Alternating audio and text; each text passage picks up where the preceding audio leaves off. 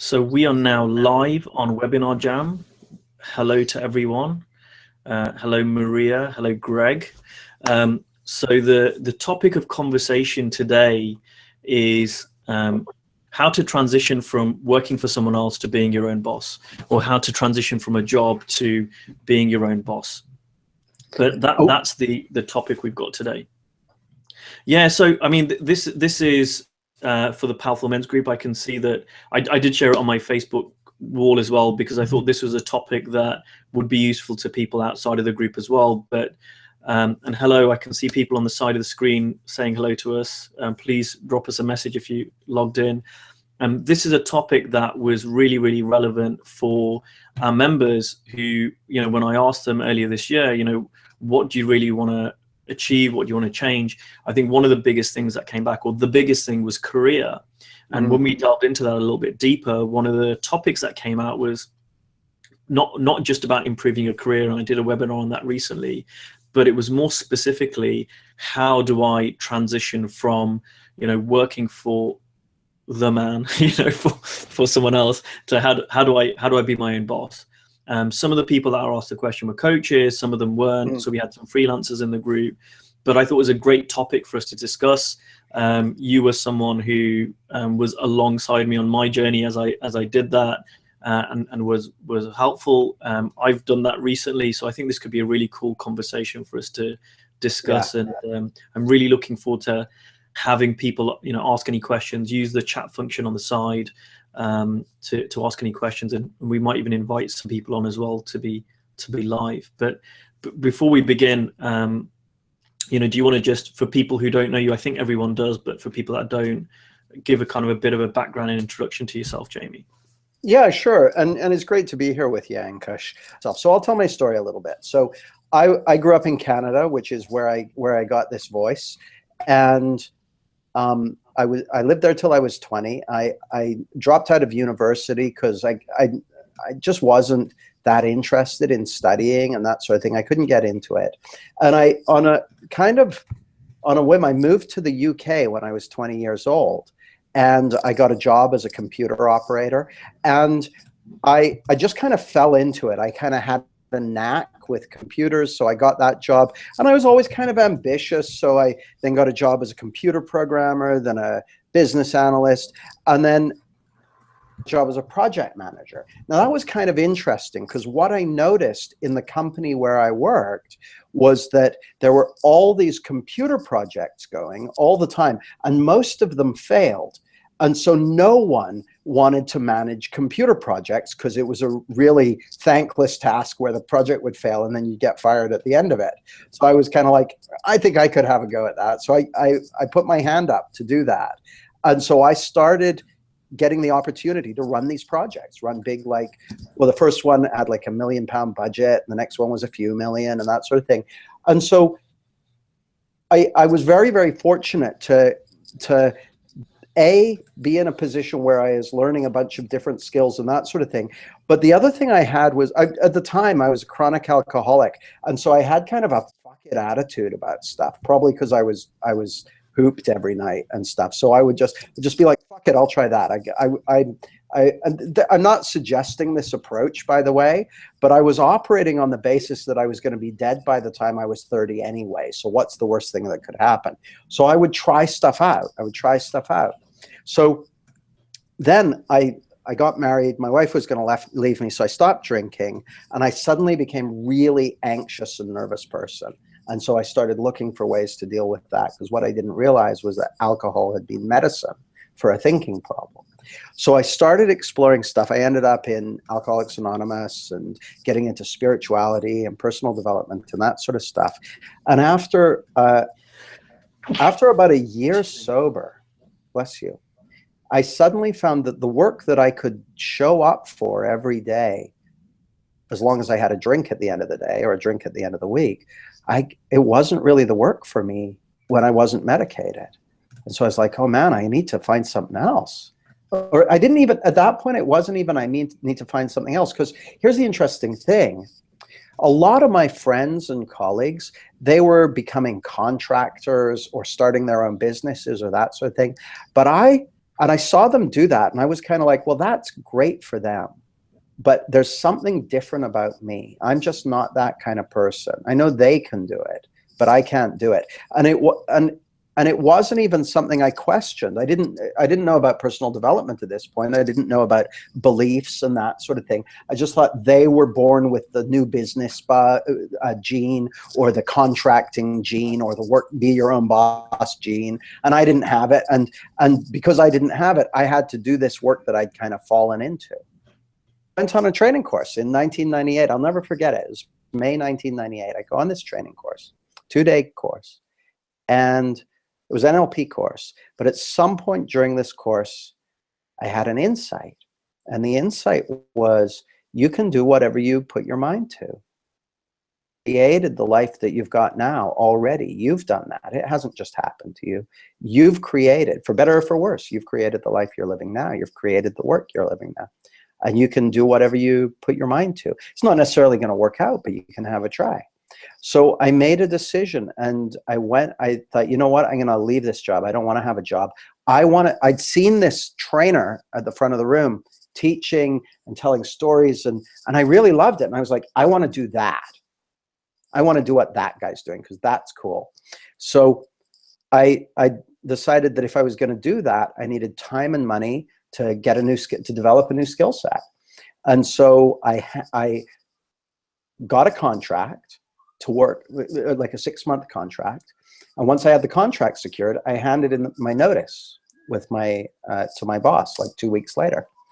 And I spent the next 2 years basically doing the same job I'd done before, but with different terms. So my transition was from May 1998, when I handed in my notice, till actually the end of 2000. So that's 2.5 years. And for that the first 18 months of that 2.5 years, I did pretty much exactly the same job. I was project managing in the same kind of company, doing the same kind of projects and that sort of thing. But there was a difference. I knew that I was building my skill set and building my readiness and getting everything ready for making the move to running my own business. So I read lots of books. I went on some courses. At the time, I was going on NLP courses because I wanted to do that. And I hadn't really figured out what I was going to do, but I knew that that was the direction I was going in. So I started going through this transition, and work became kind of like a sandbox or a gymnasium to try out all the new stuff I was learning. So everything I would learn, I would try and put it into practice. I would coach anyone who would hold still while I did it. They would get in a room with me and allow me to coach them. I would coach them. If there were talks that needed, like at the time, I was terrified of public speaking, really, really scared of it. Like if I had to get up and give a presentation, my knees would knock and my throat would dry up. And there was this project I was working on, and we needed to deliver a presentation 20 times around the company, around the world in the course of a month. And so I said, I'll do it. And everyone's like, you're scared of public speaking. I said, I know, I'll do it though. I'll be the one who does that presentation. For a month, I was doing something I was scared of pretty much every day. And by the end of the month, I wasn't scared of public speaking anymore. So I used that contract as my sandbox for developing as a coach and developing as a speaker and developing as a trainer. And then at the beginning of 2000, I decided, okay, this is the year. So I decided that by the end of the year, I'm not going to have a contract anymore. And I decided I was going to do 5 days the first couple of months, 5 days a week work, then 4 days the next few months, and then 3 days the next few months, and then 2 days the next few months, and then 1 day the last couple of months, and then I didn't have a job anymore. And so that was my transition. And at the end of 2000, I started a company with a buddy of mine. We ran that for a couple of the years. And then towards the end of 2002, I started Salad, which was my NLP company. And I did that for a bunch of years. And then I went through another transition later, which we might talk about later. But so I've done a couple of these transitions over the years. So thanks for that background, Jamie. And it's interesting listening to you, and obviously I know you quite well, and you know, there seems to be a lot of different advice out there, and I was speaking to someone recently, and you know, there seems to be, and again, this is for my men's group predominantly, this webinar, but there seems to be this kind of bravado and a kind of advice which I think can be a little bit dangerous for people, which is, you know, burn your boats, burn your ships, destroy the bridges, destroy any way of going back to your previous life, and you know, head forward regardless. And I hear stories which get kind of held in folklore of people who have mortgaged their house and you know, really done things which are pretty extreme in order to you know, transition to move into, you know, having their own business. And it's like, it's almost, and maybe this is true, maybe it's not, maybe it's just my perception, but there's almost this thing of, you've got to, you know, if you don't do that, you're not committed enough. And what I remember in kind of discussing with you is, you know what, that's probably not the best thing to do. And I know when I look back now, I am so glad I didn't take that approach. And similar to you, it's been a step-by-step thing. So I just wondered if you wanted to talk around that a little bit. Oh yeah, and here's the thing, you and I both, Ankush, we're both like what I would call committed action takers. Like I'm maybe not the best in the world, but I'm willing to work hard and all that sort of stuff. I'm willing to take risks. And still, it took me 2.5 years to get to the point where I was completely, had ended my reliance on what we could call employment. Okay, I'd moved from being an employee to being a contractor, but I still basically had a job. You know, it's still the same thing. And it was a transition. Now, I'm not saying that someone shouldn't burn their bridges and that sort of thing, but that's just one strategy. And it's a strategy that it doesn't suit most people. That strategy doesn't suit most people. And if you're the kind of person who that strategy suits, you probably don't need someone to tell you that. It's probably obvious to you. So I'm not going to say that there's a right way to do it and a wrong way to do it. But it does look to me like the strategy that's going to work best for you is the strategy that kind of deeply makes sense to you. And so it's interesting, like if I think about, you know, what did I have going for me when I handed in my notice? Yeah, I was feeling courageous and that sort of thing, but I also had lined up a contract. You know, it didn't look very risky to me. Now at the time, the HR director of the business I was working with, he said, "Hey, we'd like to offer you a job." This was maybe 6 months in. He said, "We'd like to offer you a job. We'd like to offer you a director level job. You get a company car, all this stuff." And I said, "No, I don't want that. Thanks for offering." And he said, "Yeah, but think of the job security." And I was like, "Well, I don't really think there's any such thing." He was like, "What do you mean?" And this wasn't, I didn't know about the principles behind clarity back then. It just looked to me, I could really see back then that security was the feeling of that security could come from a job was an illusion. Now, don't get me wrong. There are all kinds of great things that can come from a job.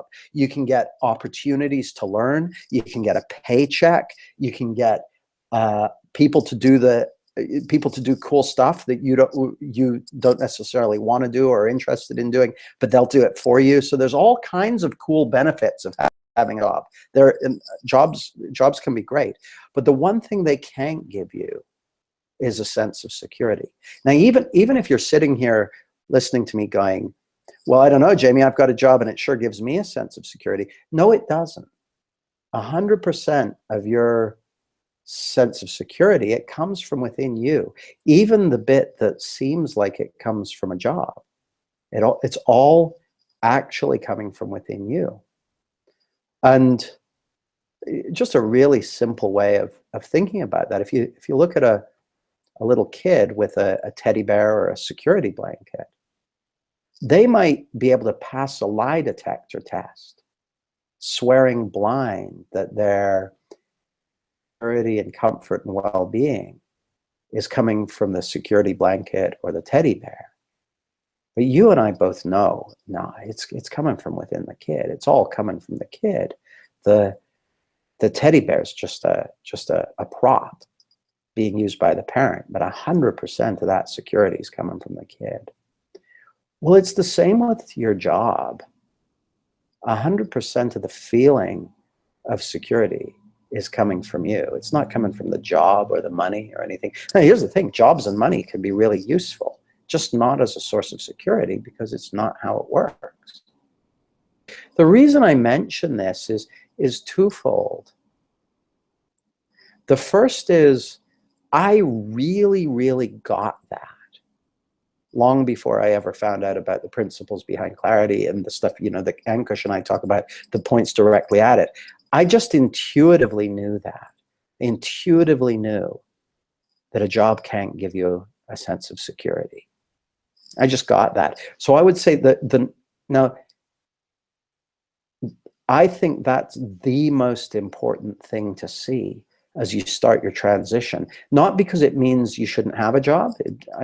Jobs can be really useful and a really valuable tool to support you in your journey as you transition to doing something different. But if you absolutely know that your security comes from you rather than your job, you can make much better decisions about what you do and how you spend your time. Like the people who go no, burn your boats and do this and that sort of thing. What's implicit in that approach is that there are sources of security other than within yourself. And I just don't think that's true.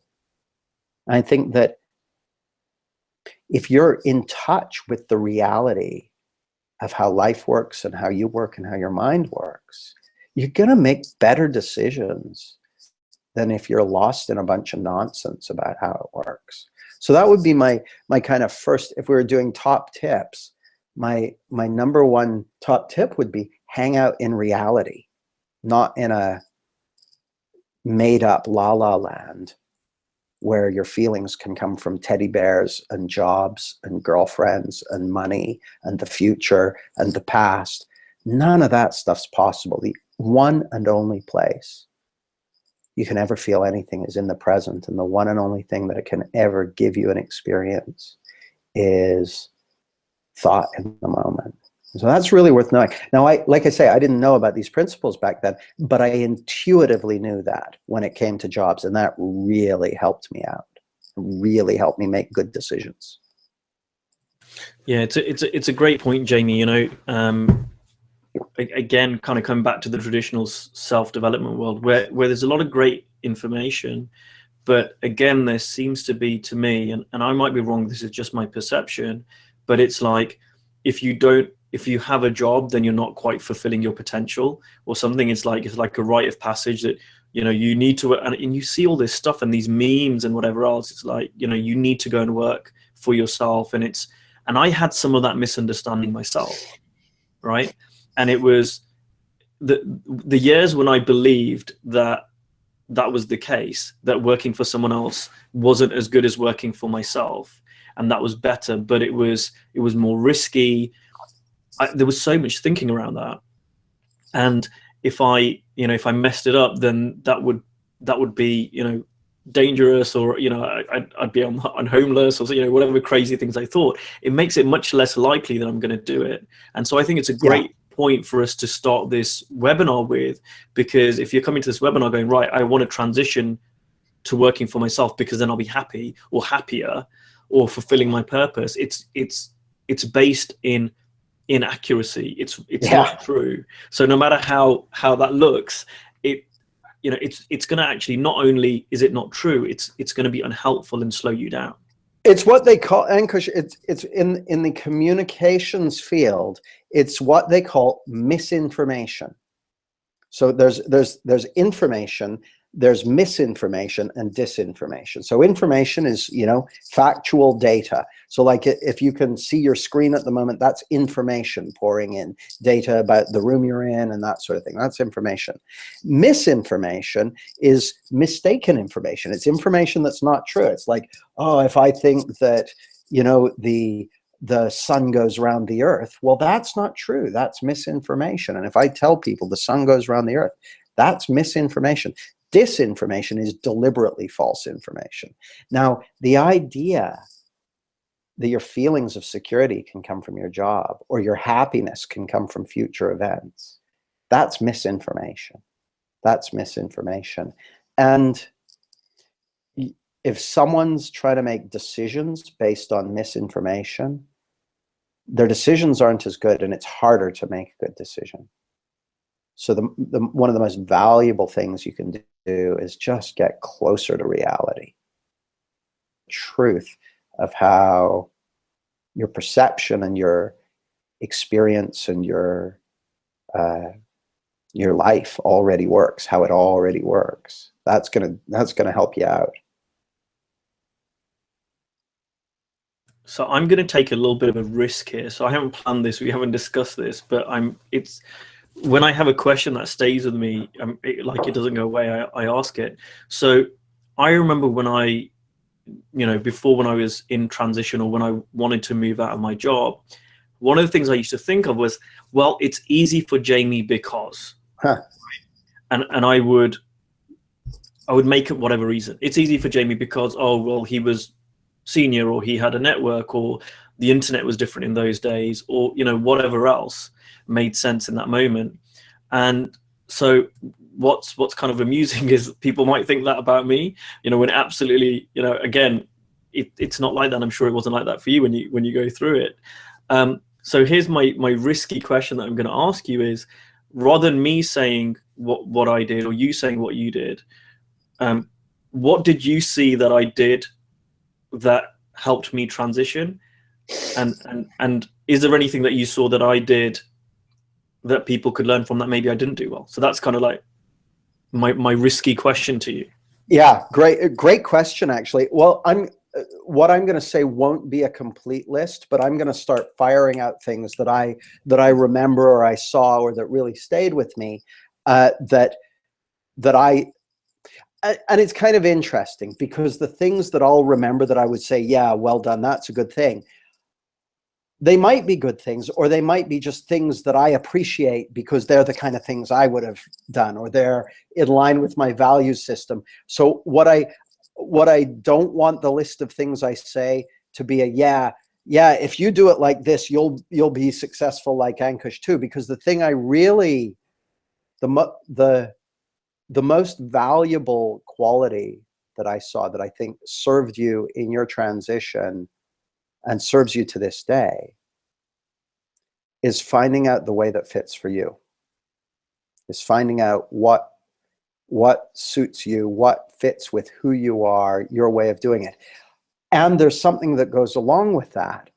It looks to me like part of how you discovered that was by experimenting and finding out a bunch about what didn't work for you, what wasn't the right fit for you, what didn't feel comfortable, or what didn't sit right. So I think, now again, I'm not saying so the right thing to do is experiment a lot, but that looks to me like, I'll often say there are things that you can discover when you're taking action and experimenting that you're never going to figure out in the privacy of your own head. Because when you take action and experiment, you get real world feedback. And real world feedback is the best kind of feedback there is. And so, for instance, here, I'll give some specific examples rather than being general. I remember the very first weekend, so you came on my inner circle, the forerunner of my coach training program. And the very first weekend you came to, you started trying out coaching people, and you tried coaching someone for money. You got paid 50 quid, if I remember correctly, or you certainly got paid anyway. Yeah. I can't remember. It was £50. Yeah, you're right. Yeah. And so that right there did something, in the first weekend that I saw other people not doing maybe for another 6 months or for another year, which is getting paid for coaching. Now, here's the thing. In your mind, if you had ever had the idea, I can't get paid for coaching, that was no longer true after that weekend. Now, there are other people who I know who are now making a living as a coach or making money as a coach, but that weekend, they still didn't know that they could get paid for coaching. Whereas you did. You did. And you did because you took, it's not because you were such an amazing coach that weekend. You know, I'm a better coach than I was 3 years ago, and you're a better coach than you were 3 years ago or 4 years ago, whenever it was. And so it's not because you were such an awesome coach. It was because you were willing to go out to serve someone, to make a difference to them, to put what you had learned on the line and to put yourself on the line and have a go, to risk failure. So to me, that's, in a way, that's the essence of leadership. Not waiting for someone else to say you've got permission, not waiting for someone else to say you're good enough, not waiting for someone to give you a certificate, not waiting for someone else to go, I hereby anoint you as Kush the coach or whatever. Going, yeah, deciding and taking the action and doing it for yourself. So even though that was very, very early doors,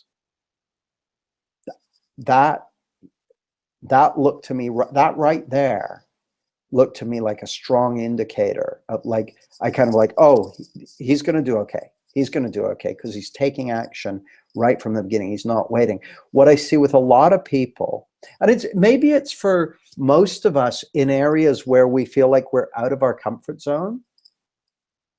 There's a tendency when people are out of their comfort zone to look around for someone else to tell them what to do, for someone else to say that it's okay, for someone else to say, yeah, you can do it this way or whatever. The problem is when it comes to, certainly when it comes to growing a business that's based on you coaching people or mentoring people or training people or leading people in some way, it's going to involve you having clients. And the primary thing that clients are looking to you for is leadership.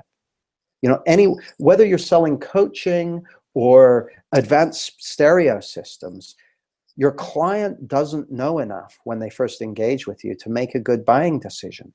They need leadership. And so that's one of the things I saw. I saw you prioritizing your development.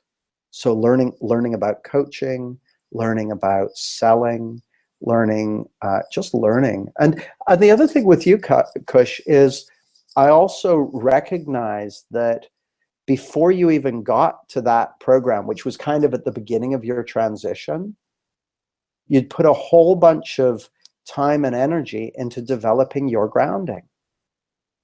So you already had I think probably like 10 years of personal development behind you, including stuff that had you grow as a man. You know, going out and doing stuff in the dating domain that involved being courageous and that sort of stuff. I think courage is really useful when it, you know, being willing to, I know none of this is kind of specifics, here's how you do it, but like courage, an inner sense of security, growing a pair,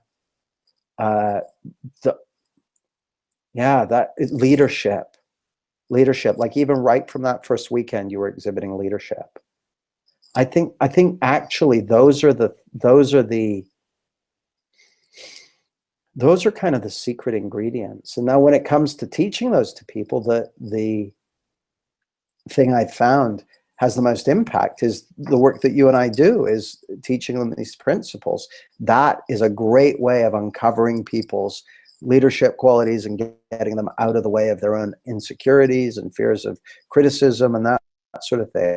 And at the end of the day, it still involves stepping up and being courageous and taking, you know, I often, in the personal development world, I used to have the idea way back that if I kind of learned all this stuff and figured this stuff out and developed enough, then I'd never be afraid of anything. I'd never get scared. I'd never feel out of my depth. I'd never be freaked out. I'd always be confident and cool and upright. I haven't found that. I still get scared. I still get in my own way. And it's like, oh, well, time to keep going. So, yeah, that's some of the stuff. I can go on, but I think that's actually, I'd be giving more examples of the same kind of stuff. Yeah, and I just want to kind of add to that story. I made a little note so I didn't forget this, because, and I love what you went on to say about courage, because coming from the other side of that, and I think I've shared this with you before, Jamie, I walked into the room on that training and I really felt out of my depth. You know, I walked in and I wasn't a coach. I hadn't done any training. I had a corporate job. And so I walk in, I see hypnotherapists and therapists and people working what I thought very successfully, you know, and I thought, God, who am I to be here? You know, this is completely out of my comfort zone. And I was uncharacteristically very quiet for the first, I think, half of the first day.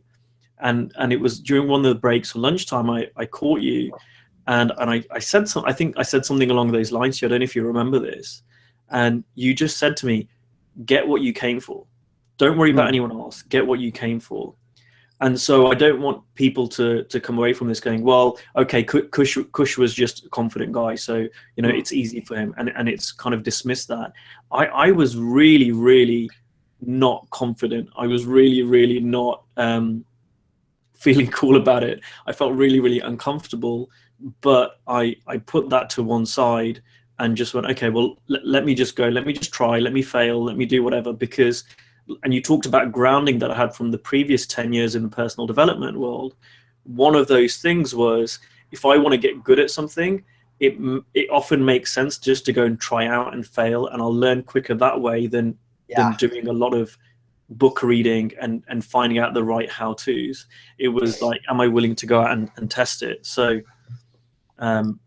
yeah, there was nothing special about me, like Jamie says. And there was really nothing special about me either, you know. And I really want to say this: the fact that you and me are having this conversation, so we're the guys with the big head on the screen kind of thing, and other people are watching and listening. So there's something that happens in human neurology or in our psychology or whatever that goes, oh, well, it's okay for Ankush and Jamie to say that, but they're Ankush and Jamie. They're the ones with the big head on the screen. So they have special powers that mean they're able to do these things. But it's different for me because I'm the guy watching them on the screen, or I'm the girl watching them on the screen. So I'm different. No, you're not. We all work exactly the same way. There's nothing special about me and Kush. There's nothing special about my mentors and the people who have helped me. And here's the thing, they're lovely people and I admire and value them. But we've all got access to the same source of creativity, the same source of security, the same source of courage and confidence and all that sort of thing. We all have access to the same source of possibility and innovation and all of this. Finding out what your flavor is, what your way of bringing your gifts to the world. And there are a couple of other things I want to mention. One is, a lot of times I'll get people who come on my coach training program, for instance, because they're doing the whole, I'll be happy. And you may not want to hear this, by the way. I'll be happy once I'm a coach, or I'll be happy once I'm doing my own thing, or I'll be happy once I leave my job, which stresses me out, man. And then a half or 2/3 of the way through the program, quite a number of them are like, oh man, I was just confused about where my experience comes from. I love my job. I don't want to go set up my own businesses. I've got a really sweet thing going here. And so it's pretty cool, actually, because all of a sudden we'll have someone like Zhidek on our team. So our team, most of our team is made up of people who've been through our programs. Zhidek is an amazing tech guy. He's figured out amazing things to do with live streaming so people get incredible experiences. He develops amazing e-learning platforms. Well, he used to feel stressed out and uncomfortable in that work, but now he loves it because he knows where his experience is coming from, and he's doing stuff that he's really characteristically suited to. And I gotta say, you know, there's nothing wrong with having a job. I've got a you know, I'm growing my company at the moment, and we've got an amazing team of people, and they're under no illusions that their feelings of security are coming from the job. Like I go to great lengths to tell them I don't, for that reason. I want them working for me because they're lit up about what we're doing and the mission we're on and that sort of thing. There's and I'm grateful that it's possible to find people to enroll in that mission. So there's nothing wrong with having a job, and there's nothing wrong with being an employee, and there's nothing wrong in following your passion if it leads you somewhere, different from that. But any happiness or any happiness you've experienced until now, or any happiness that you ever experience in your life, is going to come from you. None of it's going to come from your job. That's a trick of the mind. I'm aware of the time, and I'd love to get some people live on air. Right. So Greg's asked a question. I've sent him a little poke. I think if you click something on your screen, you should be able to come live on air. So yeah, if you could do that. In the meantime, Javier has asked, did you know that you wanted to be a coach before quitting the job, or did you discover it afterwards? Yeah. I don't know if that's to me or you, but go ahead, Kush, and then I'll chime in later. For me, it depends where you start, right?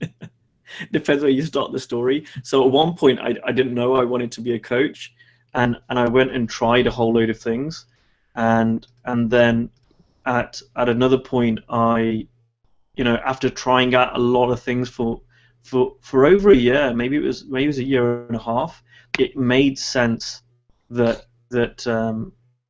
I go and be a coach. I remember speaking to you when I kind of got to that place. I was like, you said what you said to me, where you're like, well, some people join this and they decide that they don't want to be a coach, and I was like, yeah, that's great, Jamie, but I'm going to be a coach. And I remember you saying to me, I think you're right. So, yeah. At the point I knew, but before that I didn't. But I wasn't born that way. And again, coming back to Jamie's point from before, it was testing things out and trying things out. Was that similar for you as well, Jamie? Well, it's interesting, actually. So when I first handed in my notice, I just knew I wanted to do something to do with NLP. I just knew. And so what was important to me was freedom, doing something I was passionate about and interested in, and I was fascinated with NLP. So it was like it would be something to do with that. But when I first started out, I was like, well, when I first quit my job, I thought I'd probably be doing something to do with using NLP to teach people about project management. And then after I started doing some training, I thought, wow, this therapy stuff is pretty cool. So I thought, well, maybe I'll be a therapist. The coach sounds a little more practical. But I was in the kind of domain of, because I'd been paid for my time all my life, I was still in the domain of, okay, well, I'll make a pamphlet and they'll stick it in a therapy center somewhere and charge £50 an hour. And that was the mindset I had. And then as I continued to try things out and develop, I found that actually there's not one role that I like. I love doing consulting. I love doing coaching. I love doing training. Love working with groups. Love writing. Love creating things. So the thing that I'm passionate about is doing whatever I'm passionate about, doing whatever I'm fascinated by. So 2008, I got introduced to the principles behind clarity. And after kind of 6 months of kind of poking it and exploring it, I suddenly had an insight, and I was like, oh man, this is the future of psychology. And literally that day, I called up Nikki, my business partner. I said, we're leaving the field of NLP, where there's principles behind psychology. We got, and I remember saying these principles are to psychology what the discovery of germs was to medicine. And literally, that day, I made the decision that I was going through another transition. Whoopsie daisy. That I was going through another transition. And so literally the process of the last, whatever it's been, 8 years, has been a transition into a new field. And yeah, I didn't know I was going to be a coach. I didn't know I was going to be a trainer. I didn't know I was going to be a public speaker. I was terrified that I might have to be a public speaker at some point. I certainly didn't know I'd be passionate about the principles behind psychology. I had no idea that I'd be doing what I'm doing now. In fact, if you had told me what I'd be doing now, I probably would have shit myself. So yeah, it's a journey, and it's a journey of discovery, and it's an adventure, and it's an unfolding, it's an awakening, it's a becoming. So it's a great point, and you know, I'm remembering back to where I was, you know, those 4 years ago, and again, if you'd asked me, even though I said I was going to be a coach, what I thought I was going to be was coaching really within business. But what I really wanted to do was work one-on-one with people. Yeah. And funnily enough, that's what's ended up happening, is like that's what's unfolded as opposed to doing the thing that I thought I should be doing. Yeah. So Cool. right, we've got Greg. Greg, if you unmute yourself, then you can ask your question. Yes. Hey, Greg. Hi guys, how are you? Yeah, good. Good. Apologize, my camera doesn't work, but here's my question, and it's about coaching specifically, though I assume it can go to all business-related things. I've recently discovered that I really want to coach people, and sort of similar to you, Jamie, I got fascinated by hypnosis, fascinated by NLP, and then actually read your book, and things sort of opened up for me, and I went, "Oh my gosh, this is the way. This is Mecca. This is, well, whatever." But you know, I really basically wanted to start sharing this with people, and I found it really powerful. And I basically look at every aspect of mental health in my life and can apply it.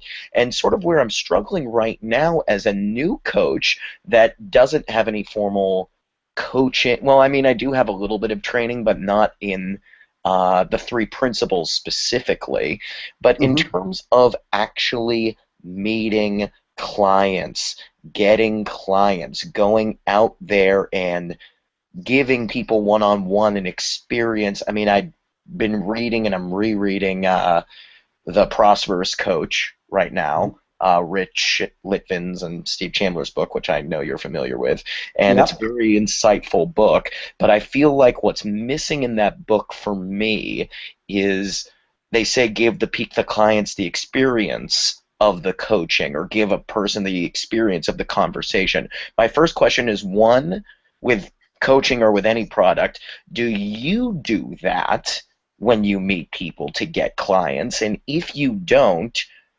what do you do? And then if your approach is similar to that, where do you find these people that are going to be willing to work with you to do this type of stuff? That's my question.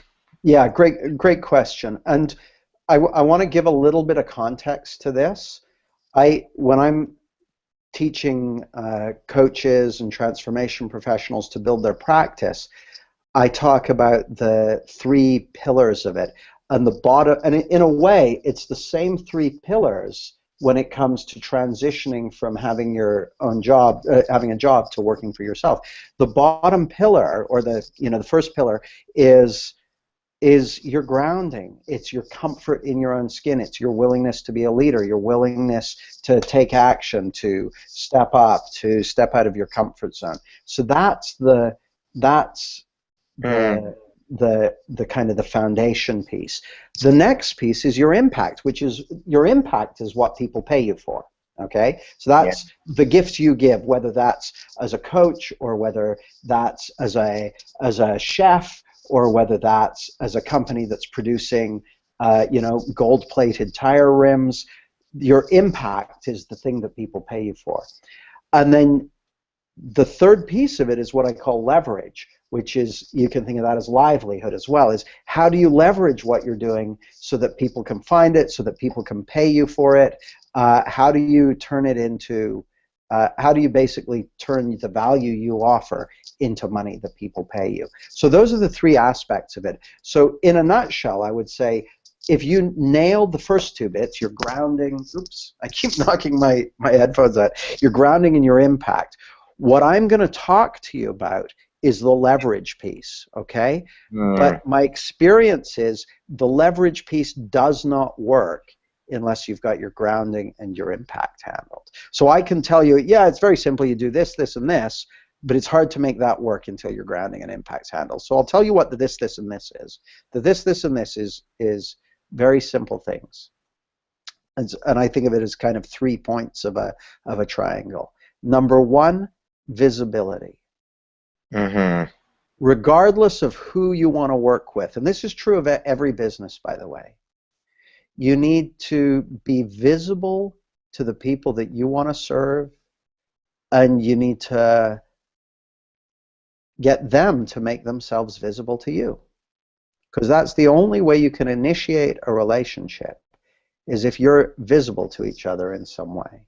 So like, if I go onto Facebook right now, there are probably like there are 20 people right here. So there's someone's just liked my photo, he's visible to me. There's all the people in my stream, they're visible to me. There's 2 people who have bought ads, Pedigree Dog Food and Thread.com. God knows why they think I could be a good bet for them. I have no dog, but whatever. So they're visible to me, and who knows, maybe I'm visible to them. So the first big chunk piece of it is you need to make yourself visible to the people you're here to serve. Now it's just interesting, just as we're on the subject, Greg, your camera's not working, so you're not visible to me right now. I can hear your voice, but I can't see you. Well, that's interesting. So I'm visible to you, but you're not visible to me. Now, I just mentioned that because it's interesting. I'll work with a group. I'm doing a program that we're just kicking off, a 3-month program, and I've got the workshop this weekend called Coaching Package Power. So it's for coaches and transformation professionals who want to grow their business. And I'll be telling about this. I'll be saying visibility. And I'll tell them, I want you guys to be visible to me. It's still hard to get people to put their hand up and ask questions, because all that grounding stuff, fear of being seen, fear of making a mistake, fear of getting it wrong, fear of being criticized, stops them being visible. Now, this is one of the things, I just don't really have much problem with it being visible. Ankush doesn't have much problem with being visible. So he created the Relationship Podcast and now makes himself visible to loads of people every single month, every single week even. Makes himself visible and puts himself out there. Now, and this brings us to the second piece. The second piece of this triangle is value. So Ankush is making himself visible to all those people with his podcast and giving them value. So that's the second piece of it. Visibility, value. And value is in the mind of the beholder. It's only valuable to your client if they think it's valuable. So you need to find out what they value, what's important to them. And then the third piece of it is what I call clarity. There's another word for that is your grounding. It's your lack of insecurity.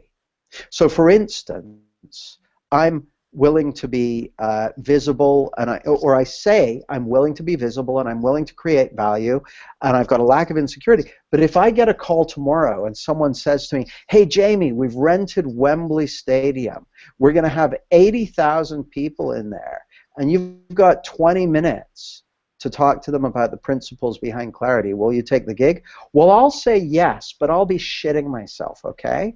Right. I'll be real for the next 24 hours. I'll be like, oh fuck, God, I shouldn't have said yes. I know. I mean, maybe I won't, but I wouldn't be surprised. That's just what I'm like. It freaks me out, stuff like that, because I'm happy to be visible up to a point. But as soon as I get the opportunity for it to go to another level, I'm going to be challenged to see more clear. I'll give you an example of this. So back in 2009. I had this sudden insight. I'd been exploring these principles for 6 months. This sudden insight, these principles are to psychology what the discovery of germs was to medicine. In a heartbeat, I saw that if we all on the planet knew about these principles, it would change the world. It would get rid of most mental illness. It would end most war and terrorism and crime. It would heal most addictions and all sorts. That would be amazing. I had this vision of awakened humanity. And so I started to talk to people about that. I took some courage, but I never put a deadline on it. I never said, here's the date we're going to do it by, because I was scared. I was scared. And then I suddenly, my grounding got deeper, and I suddenly saw, I'm not feeling what happens if I screw this up because I'm not smart enough to do it. I'm feeling thought in the moment. Now, I was still scared to do it, but I said, okay, here's the deal. We're going to do it by 2030. I started putting a team together and started putting the vision out there. We're going to end chronic psychological suffering by 2030. Well, now I'm scared again. And then it's taken a whole year before I'm kind of like, yeah, that's what we're doing, and it's all rolling and that sort of thing. But that loop from visibility, value, lack of insecurity, that cycle, it's never ending, because you'll always get opportunities to be more visible or to give more value.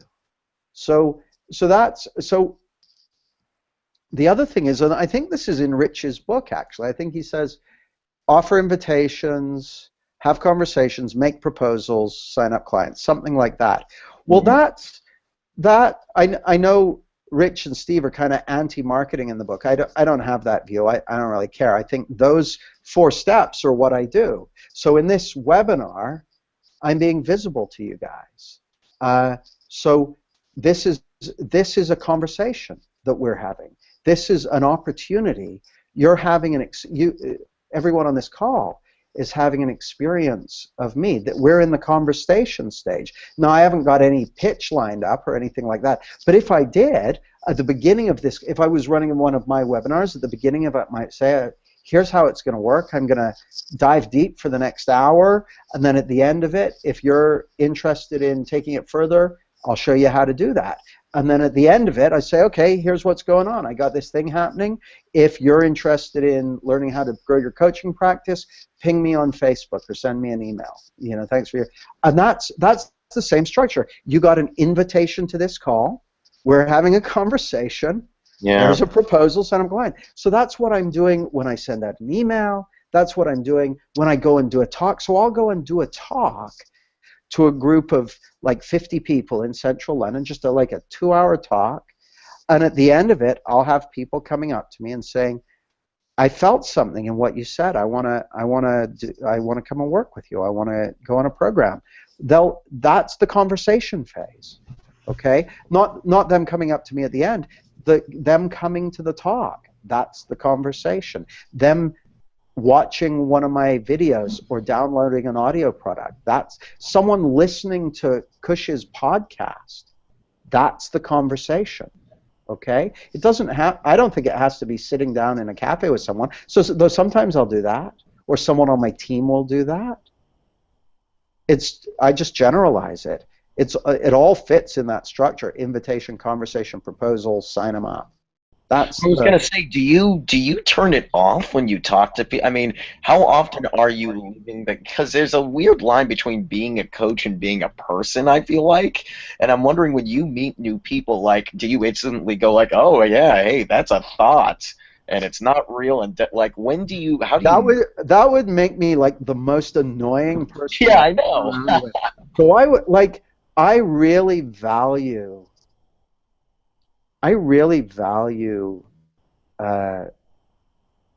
real loving connection with my friends and my loved ones and my daughters and we just did a retreat in Lanzarote, and it's so funny. A lot of the time we're just hanging out. Like, there's a time to be coaching someone or going deep, and there's a time to be hanging out and having fun and enjoying life. Like, yeah, I don't really coach people unless I've got their permission to coach them. Like, if I was with one of my friends and we're out and they're, I don't know, suffering over their relationship or something, I might say something like, you know, I have some thoughts about that might help you. Would you like to have a conversation about that? I might say that if someone's struggling, but I would always ask permission, and I would offer it once. But all my friends and family and colleagues, they're pretty smart. They don't need me to offer it again 15 minutes later and then remind them again the next hour that I can help them with that. Once is enough.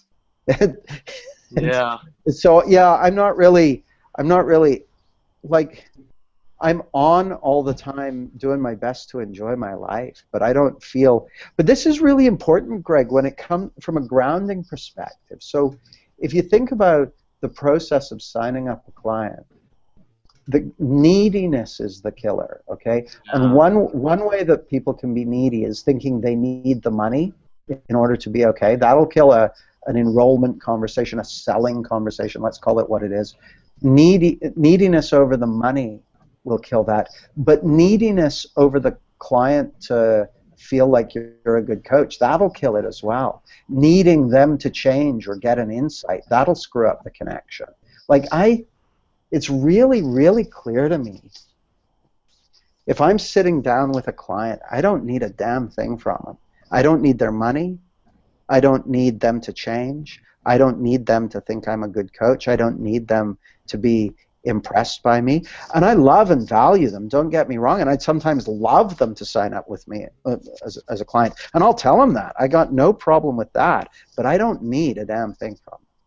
That's great. That's awesome. Well, thank you so much. I don't want to take any more time, but thank you, Jamie. Thank you, Kush. I appreciate it. Yeah, you're very welcome, Greg. Good to speak to you. Yeah. Good to speak to you. We've got a comment from Arthur who said this is the best webinar we've done so far. So I think that's pretty cool that people are enjoying this. And I want to just add to that as well, Greg, in terms of the question you've asked, because I think Jamie and I were very similar, and there's certain things that we've slightly different views and different experiences on. For me, I really struggled in terms of enrolling people for the first year that I was down this journey. And for me, and now where I am, vast majority of my turnover comes from one-on-one coaching clients, so that, which is different from some other coaches. And what I found is that a really big part of that, and Jamie kind of said this as well, comes from those conversations, or if not conversations, it's facilitated by some of the stuff that I put out there, so people get an experience of me. And really, rather than that being a strategy, there is something kind of deeper than that as well, which is how much impact am I having?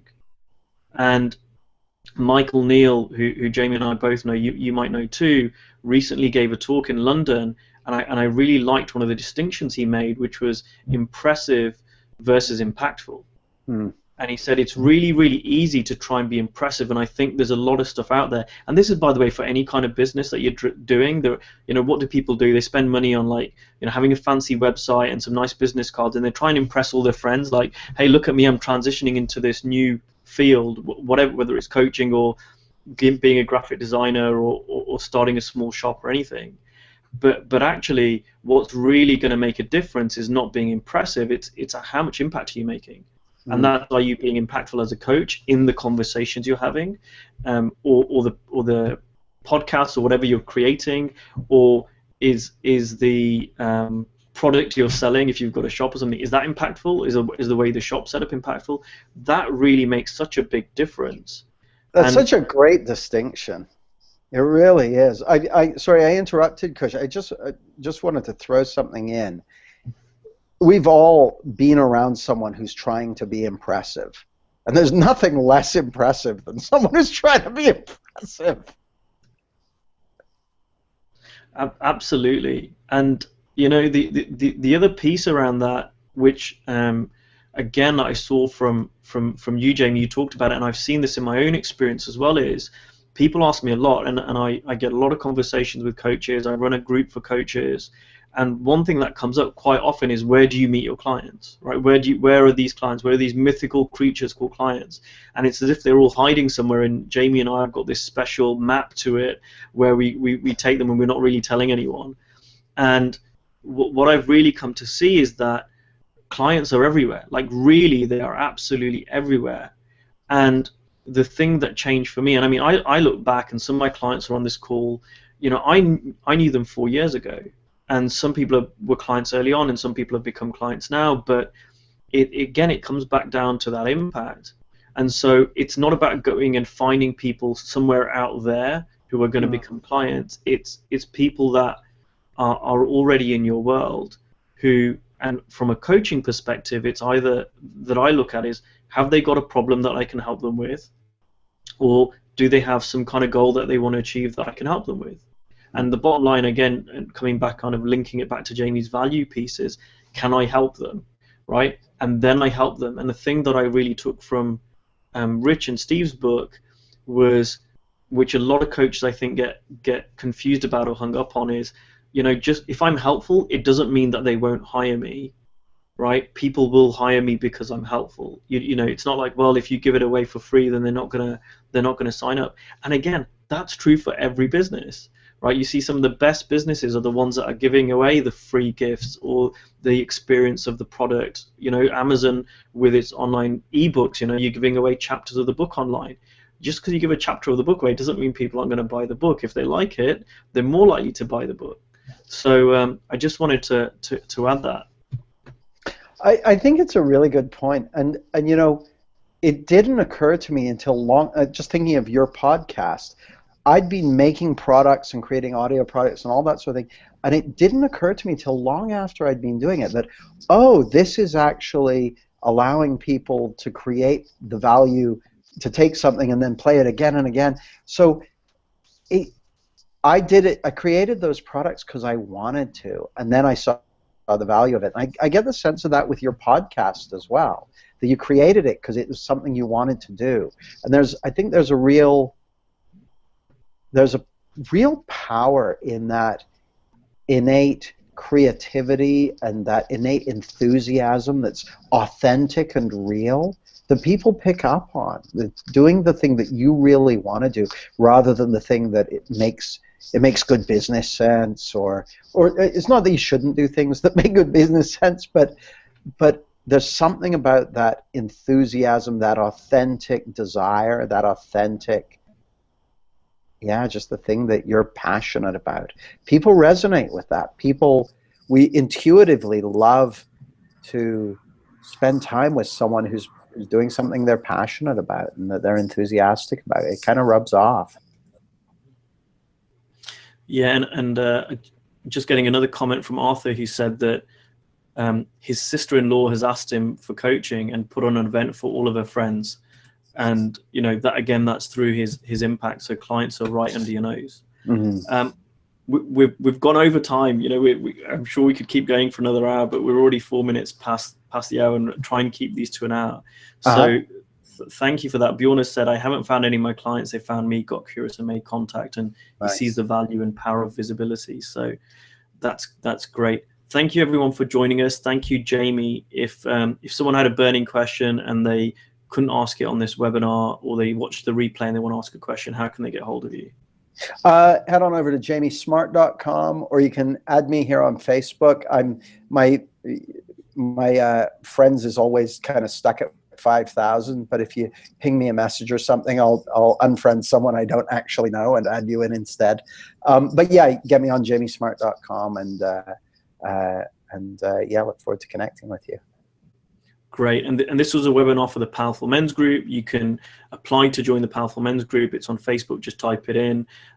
If you want to get hold of me or you're stuck with that, just visit www.ankushjain.co.uk and you can click contact me. And I'm happy to, if you've got a question for Jamie, you can't get hold of him, you can send it to me as well. Or if you've got a question for me, you can contact me. Both Jamie and I work with coaches and people who are in transition. And I know Jamie's very, very generous, and as well. So we're both. I'm speaking for you, but very, very happy to. No, I'll take it. And actually, we're both in Powerful Men's Group. So if people tag us in posts, we'll see it anyway. So thank you very much, Jamie. It was an absolute pleasure. I'm really glad that we did this. Thanks for asking me. I really enjoyed it, Kush. All right. Take care, guys. Thank you.